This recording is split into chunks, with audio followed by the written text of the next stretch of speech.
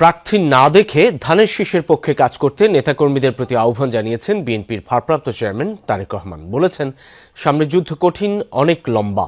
দেশে জবাবদিহিমূলক সরকার ক্ষমতায় এলে শুভ পরিবর্তনের শুরু হবে বলেও মনে করেন তারেক রহমান। বিশেষ একজন ব্যক্তিকে ভালো আখ্যায়িত করে বাকিদের সমালোচনা করার প্রবণতা বন্ধের অনুরোধ করেন তিনি। জানান, বিএনপি ক্ষমতায় গেলে প্রথমেই 50 লাখ পরিবারের কাছে ফ্যামিলি কার্ড দেওয়ার পরিকল্পনা করছে।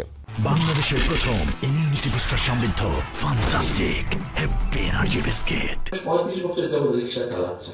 বিএনপির দেশ গড়ার পরিকল্পনা কর্মসূচির দ্বিতীয় দিনের আয়োজনও ছিল ছাত্রদলের নেতাকর্মীদের নিয়ে। রাজধানীর কেআইবি মিলনায়তনে অনুষ্ঠানের সমাপনী সেশনে ভার্চুয়ালি যোগ দেন বিএনপির ভারপ্রাপ্ত চেয়ারম্যান তারেক রহমান। বহু নেতাকর্মী, সব না, একটা অংশ।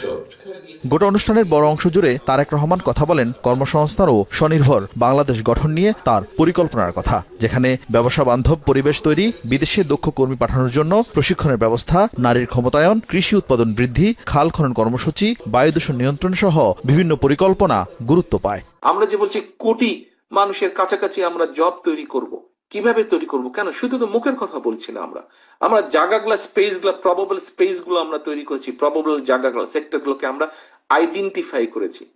এ সময় বিরোধী রাজনৈতিক দলের কর্মকাণ্ডের সমালোচনা করে তিনি বলেন, বিএনপি ছাড়া কেউই দেশের জন্য এখনো কোনো পরিকল্পনা জাতির সামনে তুলে ধরতে পারেনি। সৎ মানুষের শাসন দিব, আমরা দেশে ন্যায় বিচার উপস্থাপন করব, আমরা দেশে এই করব, এইসব ভেগ টার্মে অনেকের অনেক বক্তব্য আছে অনেক রাজনৈতিক দলের।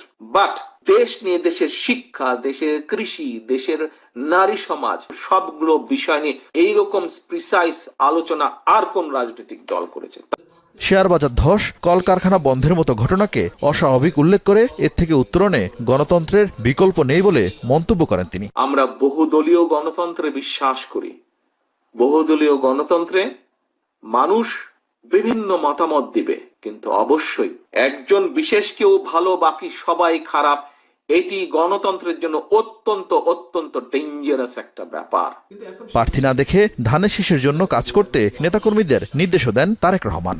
সেই রাজনৈতিক আদর্শটি হচ্ছে আরিফিন শাকিল, যমুনা নিউজ, ঢাকা।